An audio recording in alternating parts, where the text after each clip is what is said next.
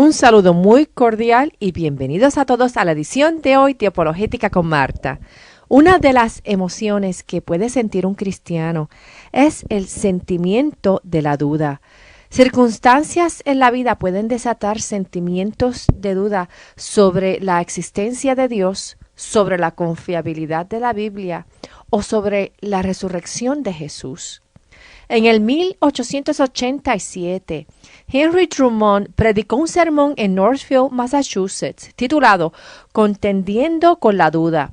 La siguiente es una de sus observaciones, y dice: Cristo nunca falló en distinguir entre duda e incredulidad. Duda es no poder creer, y la incredulidad es no quiero creer. La duda es honesta. La incredulidad es obstinación, terquedad y rebeldía. La duda busca la luz, la incredulidad está contenta con la oscuridad. El amar la oscuridad en vez de a la luz es lo que Cristo atacó y lo atacó implacablemente. Pero para la pregunta intelectual de Tomás, Felipe y Nicodemos y los muchos otros que vinieron a Jesús para resolver sus grandes problemas, Jesús fue respetuoso, generoso y tolerante. Pero, ¿cómo fue que Él satisfizo sus dudas? La Iglesia, según ha dicho Drummond, dice, márcalo, refiriéndose a ser marcado como dudador, mientras que Cristo dijo, enséñale. Cuando Tomás fue donde Cristo, había negado su resurrección y se mantuvo parado frente a Cristo esperando palabras duras y azotantes por su incredulidad. Esas palabras nunca se oyeron. Cristo solo le dio los hechos, le enseñó los hechos. Tomás vio y Tomás creyó. Hoy día vivimos en una cultura que considera que la ciencia física nos puede ofrecer todas las respuestas a nuestras preguntas sobre nuestro origen, nuestro propósito actual y nuestro futuro. Sin embargo, el reino de la ciencia solo nos puede dar conocimiento basado en las conclusiones de lo que aprendemos al utilizar los 5 sentidos como la visión, el olfato, el tacto, el gusto y el oído. Cuando utilizamos estos 5 sentidos y lo aplicamos a experimentos científicos, podemos obtener conocimiento de cómo operan las cosas y podemos saber de que con cierta alta probabilidad podemos obtener el mismo resultado mañana de un tipo de evento el día de hoy. Por ejemplo, si tiramos una bola hacia arriba hoy, sabemos que regresará y caerá al piso. La fuerza de gravedad hace que la bola caiga nuevamente al piso. Si repetimos el experimento al día siguiente, tendremos el mismo resultado. Por lo tanto, podemos considerar de que es un hecho real y que conocemos como verdadero de que si tiramos las bolas hacia arriba, la fuerza de gravedad las traerá nuevamente al piso. En este caso, confiamos en una ley natural conocida como la fuerza de gravedad. Esa fuerza de gravedad ha sido calibrada con una perfección desde el momento que se puso en operación. No solo eso, sino que si nos ponemos a pensar un poco más profundamente, podemos razonar de que tiene que existir alguien quien mantiene, aún hoy día, esa fuerza de gravedad en operación. ¿Por qué? Porque algo no viene de la nada. La existencia del sistema cosmológico no puede haber aparecido de la nada por sí solo, ni haberse causado a sí mismo. Nada puede causarse a sí mismo. ¿Por qué? Porque tiene que existir primero para causarse. Alguien tuvo que estar en existencia primero con la capacidad de causar la existencia del universo que conocemos hoy. Ese alguien tiene que tener la inteligencia y la capacidad de también poner en operación todas las leyes del universo que conocemos hoy. Y más aún, tiene que tener el poder de mantener todo el universo y las leyes naturales continuando en operación hoy día. Esa realidad existe más allá de lo físico que conocemos hoy. La metafísica busca respuestas a preguntas más allá de la realidad física que conocemos. La metafísica busca responder preguntas sobre la realidad de la naturaleza, el espacio y el tiempo. ¿Cómo surgió el tiempo y quién lo puso en operación? Esa realidad más allá de lo físico, quien tomó forma humana, fue la realidad que conocieron muy de cerca los 12 apóstoles que convivieron 3 años con Cristo Jesús. Esa es la realidad que aun cuando en forma humana murió y supernaturalmente resucitó, causó duda en una mente empeñada en solo aceptar lo que se puede corroborar naturalmente. No solo para Tomás, sino para muchas personas a través de los siglos, la idea de una resurrección física resulta increíble y una imposibilidad natural. Para Tomás era ilógico el haber muerto físicamente y escuchar más tarde que el muerto estaba vivo. Existen cosas que podemos conocer con alto grado de certeza, que son reales, están disponibles para el conocimiento universal y no se pueden negar. En el mundo físico existen cosas que son lógicas. En el mundo físico existe data, interpretación y criticismo. La data son los hechos, la interpretación es como la fe y el criticismo es como los sentimientos. Mientras nos mantenemos con los ojos puestos en los hechos o la data de lo que es real, la fe y los sentimientos le siguen. Pero sin embargo, si la fe quita sus ojos de la data y los hechos reales y da un jirón y le pone sus ojos a los sentimientos, entonces tanto la fe como los sentimientos erran porque han dejado de estar fundamentados en la data de los hechos reales. Una analogía sería un tren. El primer carruaje que contiene el motor del tren es quien mueve el resto de los carruajes a su destino. Mientras los otros carruajes se mantienen conectados a la fuente real de energía, todos los carruajes mueven y llegan a su destino.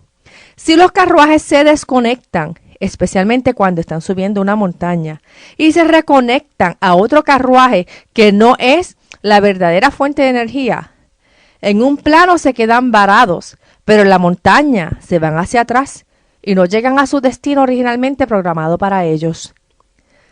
Dios, desde el principio de la creación, ha tenido un destino planificado para nosotros. Pero muchos dudamos la realidad de ese plan eterno y tercamente lo rechazamos.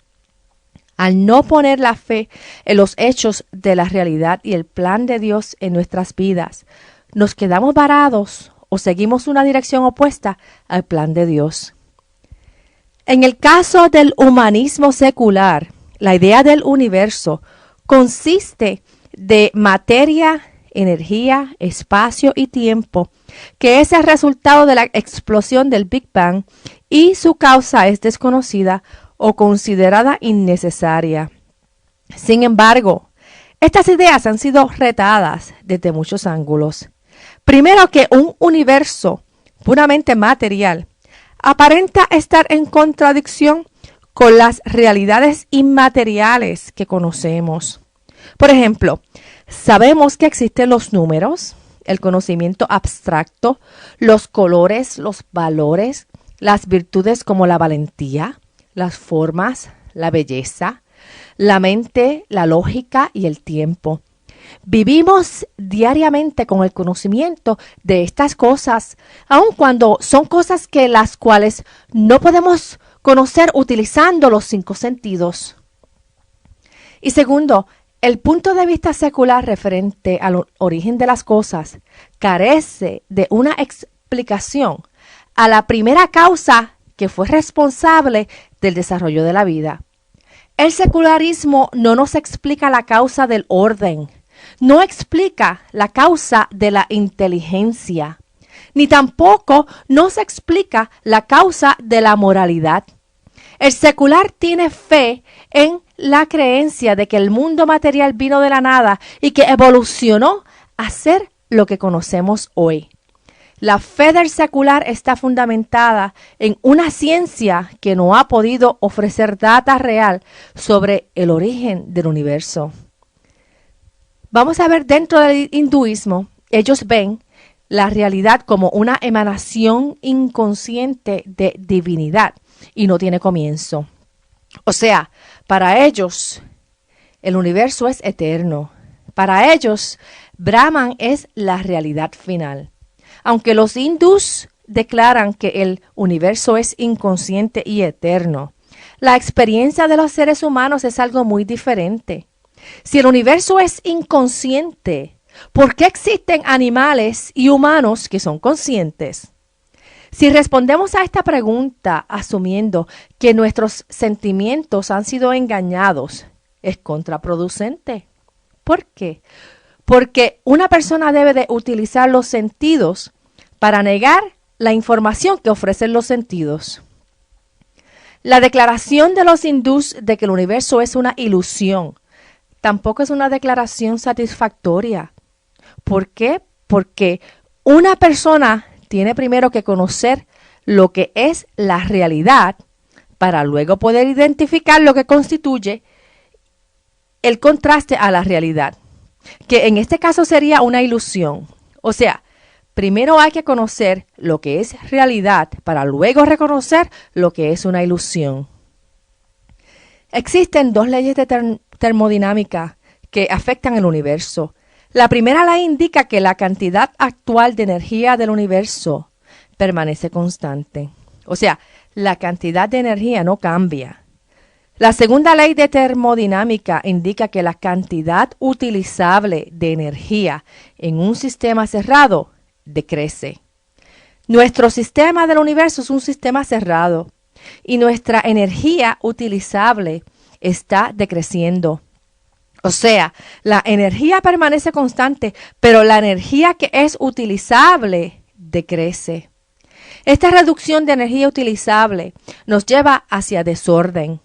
Si este es el caso, entonces dentro de la ideología del hinduismo, Brahman se está quedando sin energía, ya que para ellos no existe distinción entre Brahman y el universo. Si aplicamos lógica a la situación de energía, vemos que cualquier cosa que se está quedando sin energía no puede ser infinita, ya que un ser infinito, por definición, no puede quedarse sin energía. Algo infinito tiene que ser constante.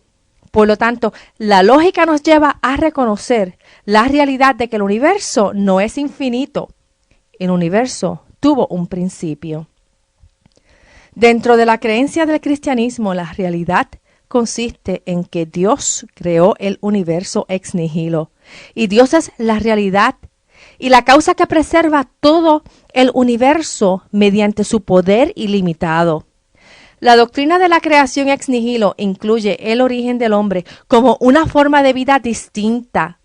La Biblia enseña que Dios creó al hombre a su imagen. Lo creó bueno y con libre albedrío. Sin embargo, el hombre empeoró y ha continuado empeorando al caer en pecado. En contraste, si miramos la creencia de los seculares, ellos creen que el hombre ha venido mejorando y se ha superado a través del tiempo. En el caso del cristianismo, la fe y los sentimientos están fundamentados en la data del hecho histórico que fue real en tiempo y espacio hace más de 2000 años atrás. Esa data es que Jesús murió y resucitó, validando el testimonio de quién es Él. O sea, ese evento da testimonio de que Jesús es Dios en la carne. Jesús, quien es Dios en la carne, también nos enseñó la necesidad de aceptar su regalo de gracia y perdón por la cruz. Pero otra cosa muy importante es que Jesús nos enseñó la doctrina de la creación ex nihilo. Por lo tanto, o la creación mediante Jesús es verdad y real, como lo fue su resurrección, o Jesús fue un mentiroso. El cristianismo enseña que Jesús es el ser supernatural, que tomó forma natural para dar a conocer la verdad y la realidad de la creación, el hombre, el pecado, la salvación y el futuro eterno del hombre. Regresemos ahora a donde el apóstol Tomás. Tomás ya tenía data y conocimiento de que Jesús tenía el poder de levantar a personas de la muerte. Si leemos la historia de Lázaro, Tomás fue con Jesús a Betania y muy probablemente fue uno de los testigos a la resurrección de Lázaro. Sin embargo, aún luego de haber visto el poder de Jesús de otorgar resurrección, Tomás dudó de que Jesús tuviera el poder de resucitar. Aun cuando Tomás vio las muchas maneras que Jesús obraba supernaturalmente y fue testigo de la resurrección de Lázaro, Tomás dudó hasta que vio. Tomás se olvidó o descartó la data que había visto. Si Jesús fue la fuente de vida que le restauró la vida a Lázaro, ¿por qué le fue ilógico a Tomás que Jesús se levantara de la muerte? ¿Por qué dudó de que la vida en el cuerpo de Cristo fuese restaurada si quien había ocupado ese cuerpo había sido la misma fuente de vida? Esa fuente de vida había existido desde toda la eternidad pasada. Simplemente nuestra cultura y nuestro estado en pecado ha acondicionado nuestra mente a ver y sentir las cosas de una manera natural. Dios es supernatural y trascendental, pero vive y está involucrado en nuestro ámbito natural. Aquel quien es supernatural no ha dejado de ejercer su influencia en lo natural. Al crearnos a su imagen y semejanza, nos dio la capacidad, mediante el Espíritu Santo, de interactuar con Él, de poder reconocer su presencia en nuestras vidas, de poder conocer su voluntad y de poder comunicarnos con Él. La duda que existe en nuestras mentes y corazones pueden ser causadas por Satanás o por nuestro propio libre albedrío de empeñarnos en vivir una vida completamente en el ámbito natural, terrenal y científico, descartando las realidades lógicas supernaturales como son aquellas cosas abstractas que no podemos conocer mediante los 5 sentidos. Cuando dudamos que Dios nos puede ayudar, dudamos que Dios nos puede salvar, dudamos que Dios nos puede proveer, dudamos que Dios nos puede instruir, dudamos que Dios nos puede hablar, dudamos que Dios nos puede restaurar y dudamos que Dios tiene el control de todas las cosas. Si dudas y necesitas conocer de otras personas que como tú dudaron y luego vivieron la realidad supernatural de Dios en sus vidas, déjame presentarte a Abraham y Sara, quienes dudaron cuando Dios les dijo que iban a ser padre y madre en su vejez. Te presento a Moisés, quien dudó cuando Dios le dijo que regresara a Egipto para liberar a su pueblo. Te presento a los israelitas, que dudaron cuando enfrentaron dificultades en el desierto. Te presento a Gideón, que dudó cuando Dios le dijo sería un juez y líder. Te presento a Zacarías, padre de Juan el Bautista, quien dudó cuando se le dijo sería padre en su vejez. Te presento a Juan el Bautista, quien dudó si Jesús era el Mesías y envió mensajeros a preguntarle a Jesús. Y ya hablamos de Tomás, quien dudó cuando se le dijo que Jesús había resucitado de la muerte. A Juan el Bautista, Jesús le envió a contestar diciendo: vayan y cuéntenle a Juan lo que están viendo y oyendo. Los ciegos ven, los cojos andan, los que tienen lepra son sanados, los sordos oyen, los muertos resucitan, y a los pobres se les anuncian las buenas nuevas. Dichoso el que no tropieza por causa mía. Y a Tomás, ¿qué hizo Jesús con la duda de Tomás? Le enseñó sus marcas y continuó amándolo como siempre lo había hecho. Cuando venimos a Cristo buscando respuestas, Cristo remueve las dudas al verlo en acción en nuestras vidas. Muchas de estas personas quien Dios utilizó lograron grandes éxitos supernaturales, porque Dios obró mediante ellos. Pero ellos comenzaron con dudas. Sin embargo, Dios tuvo mucha paciencia. La duda de ellos era una duda honesta. Sin embargo, ellos no se quedaron estacionados en la duda, ni siguiendo a sus sentimientos, como la analogía del tren que se quedó varado o va en retroceso, sino que aún en la duda pusieron su fe en acción en la realidad supernatural que interactúa con nuestra naturaleza. Y ellos vieron en acción el poder de Dios y la gracia y el amor que nuestro Salvador Jesús tiene hacia nosotros. Recientemente estuve en Colorado y visitamos la ciudad de Vail. Allí pudimos caminar por la acera que bordea el río. Es un camino precioso que conduce hacia el pueblo, también un pueblo realmente precioso. Más tarde, cuando estaba orando y dándole gracias a Dios por la oportunidad de disfrutar la naturaleza que Él creó, escuché las palabras de Dios diciéndome: mi hija, si has disfrutado de esa naturaleza, aún no has visto nada. Espera a ver los ríos, los valles, los caminos y las ciudades que he preparado en mi reino eterno, y lo compartiré con todo aquel que en mí confía y me ama. Y es cierto, la naturaleza de hoy es una naturaleza real, pero corrompida por el pecado. Sin embargo, con la resurrección tenemos la promesa de un reino eterno que Dios tiene preparado para todo aquel que le ama. Y la promesa de una tierra que será restaurada cuando Cristo regrese a la tierra. Y de eso no tengo la menor duda. Si tú tienes duda de quién es la realidad y de cuál es el propósito de tu existencia, te invito a que conozcas a aquel quien dio testimonio de la verdad. Te invito a que leas la Biblia y conozcas a Cristo y permite que sea Él quien elimine todas tus dudas y llene tu corazón de esperanza, una esperanza basada en la realidad. Permite que Dios fundamente tu fe en la verdad y permite que Él llene tu corazón con sentimientos de gozo y felicidad que están fundamentados en la fe y la verdad de que Cristo es el creador del universo y el único proveedor de la vida eterna. Recuerden que pueden escuchar este programa nuevamente y otros programas pasados en archivo visitando nuestra página web apologeticaconmarta.org o nuestra página en Facebook bajo Apologética con Marta. En nuestro sitio web encontrarán recursos disponibles y libros recomendados para incrementar su conocimiento en la apologética cristiana. Gracias por estar con nosotros hoy. Que Dios los bendiga mucho y hasta el próximo programa. Chao.